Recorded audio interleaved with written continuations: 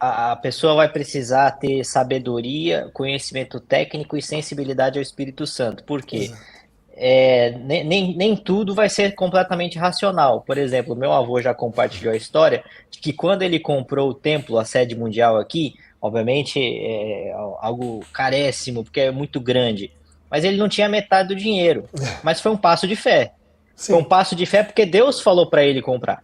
Então aí é diferente, né? Então Exato. nem tudo vai ser uma avaliação fria e financeira e racional.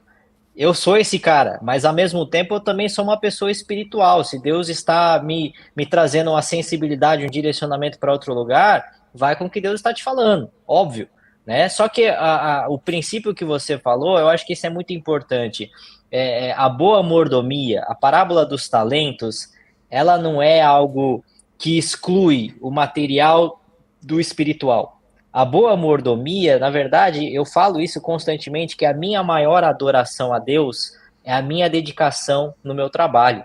É o quanto que eu me dedico para ser um bom gestor financeiro, um bom administrador e também um bom líder ministerial e espiritual, né? Então, a boa mordomia, ela não exclui nenhum nem outro. Nós somos seres espirituais, os líderes já tiveram um encontro com Deus, conhecem a Deus, estão ali para promover o evangelho, mas ao mesmo tempo, isso não me tira do mundo material, né? Eu acho que esse é o ponto que os dois precisam caminhar junto. Ao mesmo tempo, você também não é um banco de investimento, você não é um fundo. Você Uhum. vai ter a sua reserva, mas você, obviamente, vai ter aquilo como uma segurança e como uma boa mordomia. Na hora certa, nos projetos certos, naquilo que faz sentido, com eficiência e com uma boa mordomia e com zelo por um dinheiro que é de Deus, você faz o um investimento na igreja.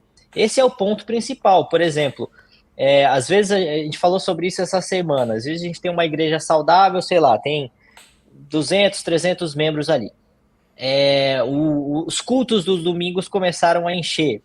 Já faz sentido você olhar para um próximo templo para comprar e aumentar e expandir? Não sei, depende. Eu acho que é caso, ainda mais com juros a 12% e vai subir mais, provavelmente. Às vezes vale a pena você manter, abre mais culto no domingo, ou sei lá, às vezes não faz sentido você comprar um novo imóvel. Alugar um imóvel hoje não é algo tão ruim, tão fora da caixinha, da realidade. Porque qual que é o investimento que você vai fazer para comprar e reformar um imóvel? Quanto que aquilo vai te custar? Quantos cultos, quantos dízimos e quantas ofertas você precisaria arrecadar? Às vezes você vai pegar uma igreja ministerialmente e espiritualmente saudável e você mata essa igreja tomando decisões erradas da onde investir o dinheiro. Às vezes vale a pena você alugar um imóvel, você deixa de ter um investimento muito maior para comprar e reformar aquele imóvel, você usa esses recursos para investir em instrumentos musicais, para investir no curso de teologia para o seu pastor. Então, assim, a gestão financeira, ela não é isolada, não é algo simplesmente sobre quanto mais dinheiro, melhor. Não, é sobre ser eficiente, um bom mordomo com as finanças do reino. Para E, investir naquilo para que a igreja frutifique e alcance pessoas. Acho que esse é o ponto principal. não, sem dúvida, a gente fala muito sobre isso aqui, né? Então, a gestão financeira, ela existe para cuidar das pessoas, ela existe para alcançar mais pessoas, ela serve a visão, né? A visão da Exato. igreja, a visão do pastor, que foi muito do que a gente falou aqui, né? Inclusive, a gente estava falando de um termo aqui que é muito legal, que é a provisão, né? Então, a provisão, ela é, então, esse provento que vem de Deus em favor de uma visão. Então, se você tem uma visão clara, você tem a provisão, tem esse provento e você pode aplicar, então, naquilo que Deus está fazendo arder no teu coração. Não é assim? Sim, Então, quanto exato. mais eu tenho clara essa visão de Deus na minha vida, mais eu consigo, enfim, entender aonde eu aplico essa receita, onde eu aplico É, esse recurso, né? e dando um passo atrás no que estávamos falando no início, essa é a grande questão. Quando você tem uma igreja saudável financeiramente, está entrando mais recursos do que está saindo todo mês. Quando você tem uma reserva de caixa ali, você consegue executar a visão com muito mais facilidade e muito mais eficiência. Porque às Exato. vezes Deus te deu uma visão. Claro que Deus é provedor. Se ele te dá uma visão, ele vai te dar os recursos. Mas às vezes o cara foi um mau administrador, Deus já deu o recurso, o cara desperdiçou aquele recurso, aí Deus dá uma visão pro cara, o cara não tem dinheiro para financiar. Aí o cara tem que pegar o quê? Empréstimo no banco? Pagar juros altíssimos para o banco? Assim, faz sentido isso?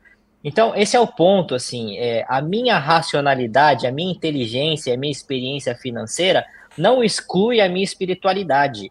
São coisas que andam de mão juntas, né? Eu estou constantemente, tudo que eu faço é buscar estar sensível ao que Deus está falando. Eu tenho um cara que trabalha comigo e fala, cara, às vezes até incômodo, que às vezes você fica parado. Eu tô falando pra você fazer aquilo, você fala, aí você não faz nada. Por quê? Porque eu não ouvi nada de Deus daquilo. Aí quando Deus fala, eu vou e faço. Então, só que o fazer aqui no mundo material, ele vai te requerer, vai te custar dinheiro, né? Pô, legal, Deus mandou eu abrir novas igrejas e tudo mais, eu quero expandir, tô sentindo de Deus de ir para essa região aqui do Brasil, legal. Quanto você tem para investir para fazer isso? Se Deus te falou aquilo, ele vai te dar esses recursos, mas seja um bom mordomo em cima desses recursos. Seja inteligente, porque tem um ditado, e você deve ter ouvido já esse ditado: dinheiro não leva desaforo para casa. Você desperdiça o dinheiro, ele não leva desaforo. Você vai colher frutos muito negativos de não ter o dinheiro, que foi a história que a gente usou aqui de José. Deus deu para ele a visão, falou, ó, vai ter tempo ruim, então levanta recurso, tenha em estoque, porque quando faltar, eu já estou te direcionando aqui para que vocês tenham essa provisão de antemão. Depois que já passou, filho, aí um abraço, né?